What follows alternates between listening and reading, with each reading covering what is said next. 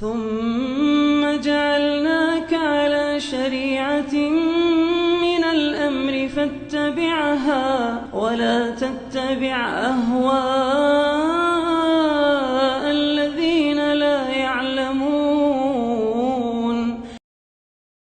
Kemudian penulis berpindah ke bab berikutnya, bab yang ke-65. Kata beliau, babu ma jaa fi himayatin Nabi sallallahu alaihi wasallam himat tauhid wa saddihi turuq asy-syirk.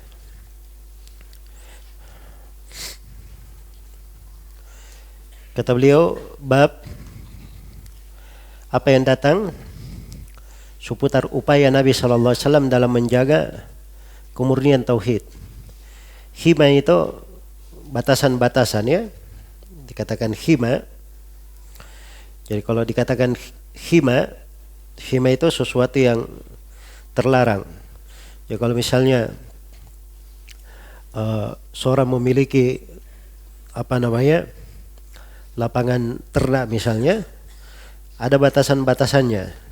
Nah, ini tidak boleh didekati, itu hima namanya. Ya. Himaya itu artinya memeliharanya.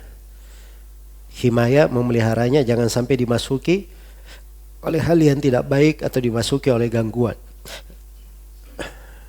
Jadi bab himayatin Nabi sallallahu alaihi wasallam. Dalam sebagian cetakan bab himayatil Mustafa. Himayah dari Nabi al-Mustafa. Dikatakan al-Mustafa dari as-Safwa. As-Safwa itu artinya yang dipilih oleh Allah. Iya. Jadi beliau ini menjaga batasan-batasan tauhid. Beliau memeliharanya dari segala yang mengotorinya atau segala yang bisa mencemarinya, baik berupa ucapan maupun berupa amalan. Iya. Apakah ucapan dan amalan ini bisa menghilangkan tauhid atau bisa menguranginya? Nah, itu semuanya himaya. Jelas ya? Baik. Nah ini subhanallah, Syekh ini sini beliau tutup ini bab yang kedua dari terakhir. Jadi sebelum bab terakhir ini beliau ingin rangkum di sini. Seakan-akan ingin beliau isyaratkan bahwa seluruh pembahasan yang telah lalu itu kelihatannya penjagaan Nabi terhadap tauhid. Apa yang bisa, segala hal yang bisa membahayakan tauhid, apakah dalam bentuk ucapan maupun dalam bentuk amalan, terkait dengan yang zahir maupun yang batin. Jelas ya? Apakah bahaya ini hal yang bertentangan dengan dasar tauhid, bisa menghilangkan tauhid, atau bertentangan dengan kesempurnaan tauhid, bisa menguranginya. Bisa menguranginya. Semuanya dijaga oleh Nabi sallallahu alaihi wasallam. Ya, dan buku ini Masya Allah dari walaupun ringkas tapi sudah menyebutkan ya pokok-pokok pembahasan seputar tauhid, apa yang dengannya tauhid itu dijaga dan dipelihara. Baik. Jadi beliau menjaga tauhid, hima tauhid, wasaddihi turuq asy-syirk, dan beliau menutup segala pintu kesyirikan. Beliau menutup segala pintu kesyirikan. Iya. Ini sudah berlalu ya, di bab ini sudah pernah ada bab yang semisal dengannya. Babu ma jaa fi himayatil Mustafa janabat tauhid wa saddihi kulla tariqin yusilu ila syirk. Itu mirip ya, tapi beliau ulangi lagi di sini. Ya, karena ini memang bab perlu diingatkan. Apalagi pembahasan-pembahasan yang sudah berlalu itu perlu diingatkan lagi kepada kaidah ini. Iya. Baik. Perbedaan antara bab ini dengan bab sebelum bab yang telah berlalu, babu ma jaa fi himayatil Mustafa janabat tauhid. Ya. Itu ada perbedaan ya. Kalau dari sini ini yang dibahas dari sisi ucapan. Penjagaan dari sisi ucapan. Kalau sebelumnya itu penjagaan yang dibahas dari sisi perbuatan. Dari sisi perbuatan. Baik. Antum bisa cermati ya di bab yang sudah berlalu.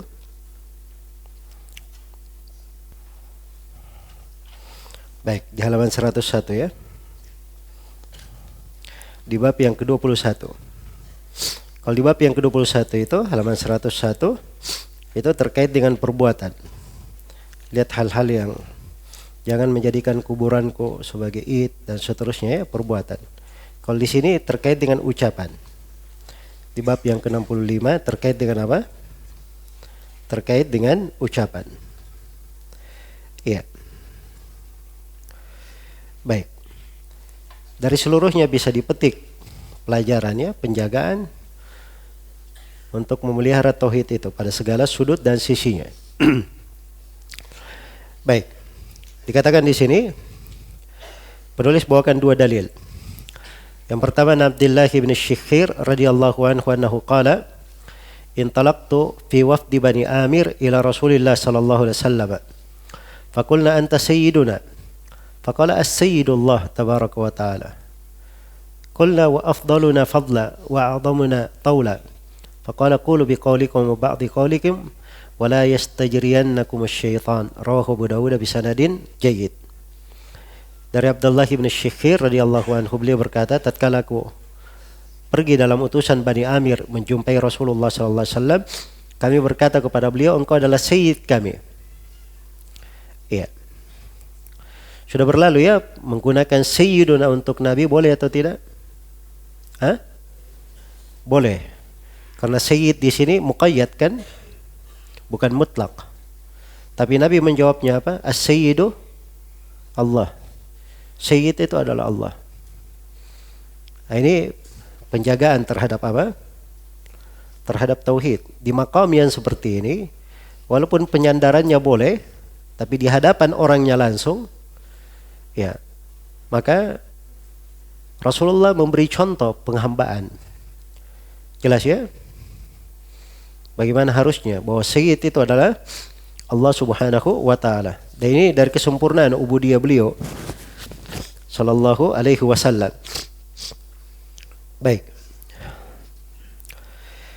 Ya, Bani Amir ini Amir ibn Sa'sa bin Adnan. Itu Bani Amir yang dimaksud. Baik. Jadi sabda Nabi sallallahu alaihi wasallam, as-sayyidu Allahu tabaraka wa taala. Ya, sayyid itu adalah Allah tabaraka wa taala. Jadi maksudnya sayyid yang hakiki itu kepemimpinan yang hakiki, ya, kepemilikan yang hakiki itu adalah Allah Subhanahu wa taala. Adapun makhluk semuanya adalah hamba Allah Subhanahu wa taala. Baik. Iya. Ya, di sini terdapat ya bagaimana adab Rasulullah sallallahu alaihi wasallam di dalam hal tersebut. Baik. Kemudian beliau dikatakan lagi, qulna afdaluna fadla wa a'dhamuna tawla. Mereka berkata lagi bahwa engkau Nabi Muhammad adalah orang yang termulia di antara kami dan teragung di antara kami.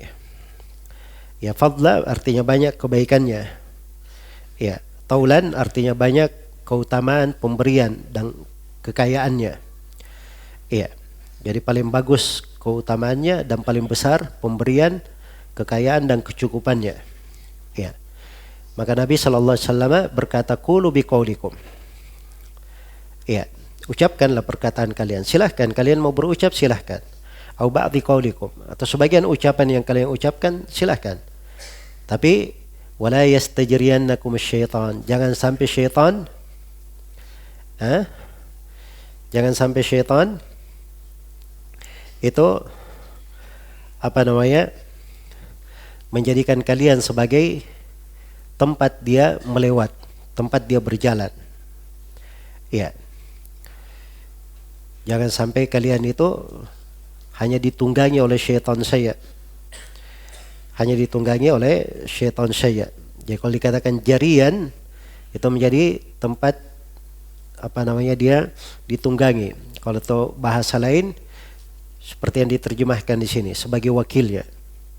Sebagai wakilnya. Jadi silahkan kalian berucap apa saja, tapi jangan sampai kalian itu ditunggangi oleh siapa? Oleh syaitan, dijadikan oleh syaitan sebagai wakil ya. Jadi sisi pendalilannya di sini ada 3 ya. Nabi menutup pintu kesyirikan dan beliau jaga kemurnian tauhid dari 3 sudut di sini. Yang pertama, ketika mereka berkata bahwa Nabi adalah Sayyiduna, beliau mengingatkan bahwa Sayyid adalah siapa? Allah Tabaraka wa Ta'ala. Iya. Ketika mereka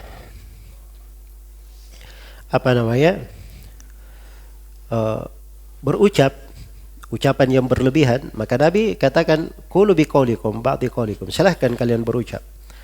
Iya. Jelas ya? Boleh kalian itu memuji seperti umumnya orang ketika dia berbicara kepada yang dia tuakan, dia tokohkan, boleh. Ya, tapi jangan berlebihan. Jangan berlebihan. Kemudian yang ketiga, la yastajriyannakum syaitan. Jangan kalian menjadi wakil syaitan, tempat syaitan itu mengalir dan berjalan pada kalian. Iya, jangan buka pintu kejelekan untuk diri kalian. Jadi ini Rasulullah sallallahu alaihi wasallam langsung memutus pintu yang bisa mengantar kepada kejelekan, mengurangi tauhid dengan 3 ucapan beliau ini. Kemudian hadits yang kedua adalah hadits Anas bin Malik radhiyallahu taala anhu. Atau sebelumnya kita simpulkan bahwa dari hadits ini terdapat beberapa pelajaran. Pelajaran yang pertama, terdapat tawadhu Nabi sallallahu alaihi wasallam dan adab beliau kepada Allah Subhanahu wa taala. Ya, dan terdapat larangan gulu di dalam memuji. Ya. Dan terdapat bahwa seorang itu kalau memuji di depan orangnya, dia jaga bahasanya, jangan sembarangan berucap. Dan terdapat bahwa sayyid yang hakiki yang sebenarnya adalah Allah Subhanahu wa taala. Nah, kemudian yang keempat, terdapat larangan untuk takalluf dalam lafaz. Harusnya itu seorang ketika berbicara sederhana, jangan berlebihan. Ya, dan terdapat di dalam hadits penjagaan tauhid dari segala hal yang bisa menguranginya, apakah berupa ucapan dan amalan. Kalau di sini kan ucapan semuanya. Ya. Baik. Kemudian hadits yang kedua, hadits Anas bin Malik radhiyallahu taala anhu. Kata beliau Anas radhiyallahu anhu anna nasan qalu ya Rasulullah ya khairana wa ibna khairina wa sayyidana wa ibna sayyidina. Ya. Sekelompok manusia mereka berkata, dari Anas bin Malik radhiyallahu anhu, bahwa ada beberapa orang, sekelompok orang berkata, ya Rasulullah, wahai Rasulullah. Kalau Rasulullah itu benar ya, beliau disebut wahai Rasulullah, ya Nabi Allah, nah, itu tidak ada masalah, itu memang panggilan untuk Nabi. Jelas? Dan itu sebenarnya yang dibahas terkait dengan Nabi, kerasulan beliau, kenabian beliau. Sebab kita keterikatannya di situ. Rasul adalah perantara antara kita dengan Allah Subhanahu wa taala. Tapi lebihnya ini masalah, ya khairana wa ibna khairina. Wahai orang yang terbaik di antara kami dan putra terbaik dari orang yang terbaik di antara kami. Sayyid kami dan anak sayyid kami. Iya. Baik. Jadi sini dia sudah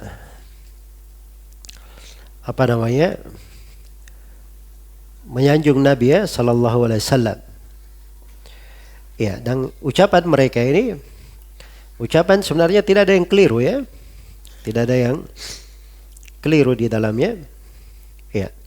Karena memang Nabi itu adalah Al-Mustafa yang dipilih.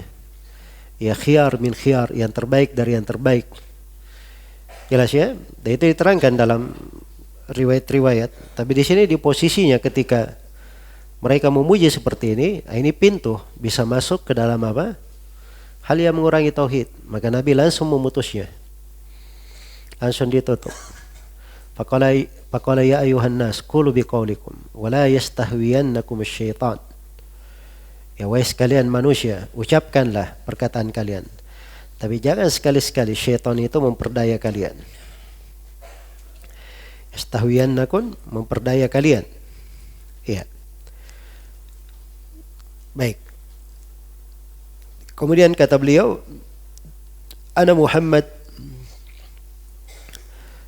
Abdullahi wa Rasuluh. Saya adalah Muhammad, hamba Allah dan Rasulnya. Jadi beliau terangkan dirinya Muhammad, disebut namanya saya. Karena itu kewajiban pada Nabi Muhammad adalah mengenal nama beliau. Itu yang wajib. Dan yang kedua, mengenal bahwa beliau adalah hamba Allah dan Rasulnya. Dua sifat, hamba dan Rasul. Kalimat abad ini bantahan terhadap orang yang ekstrim berlebihan pada Nabi. Dan kalimat Rasul ini bantahan terhadap orang yang menyepelekan kedudukan Nabi. Jadi pertengahan. Ma uhibbu an tarfa'uni fawqa manzilati allati anzalanillahu azza wa jal.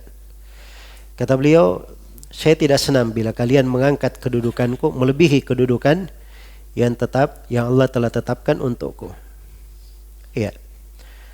Nah, ini dari kesempurnaan penghambaan beliau. Beliau tidak senang dipuji hal yang bukan hak beliau melebihi kedudukan yang Allah tetapkan. Ya, beliau syukuri apa yang Allah tetapkan saya untuk dirinya. Baik. Jadi sisi pendalilan penulis di sini ada 4 ya. Beliau memutus pintu menjaga tauhid, dia putus pintu kesyirikan. Pertama di sabda beliau, qulu biqaulikum, ucapkan ucapan kalian. Maksudnya kalian berucap yang biasa saja, yang sedang-sedang. Jangan berucap berlebihan. Yang kedua, wala yastahwiyannakum syaitan. Jangan syaitan itu memperdaya kalian. Ya, sehingga terbuka pintu kejelekan atas kalian. Kemudian yang ketiga, beliau buat garis lurusnya, pertengahannya. Saya Muhammad, Abdullah wa Rasuluh, hamba Allah dan Rasulnya. Diberi kabar pertengahan untuk menjaga posisi tauhid. Jadi beliau seimbangkan antara kedudukan beliau sebagai hamba dan kedudukan beliau sebagai Rasul.